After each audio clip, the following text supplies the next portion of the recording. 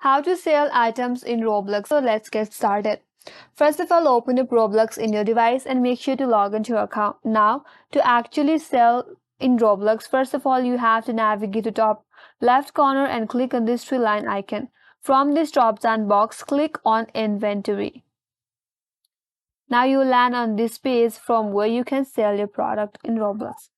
So if you would like to go to classic clothing and then select classic t-shirt, you will view all the t-shirt in Roblox account. Now if that's not limited, click on it.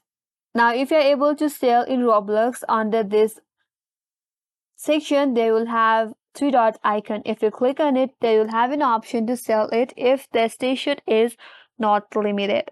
So this is the way to sell item in Roblox. Once you click on the sell, you will be able to sell this item. You will be able to add the price for your item and then you can sell this item in Roblox.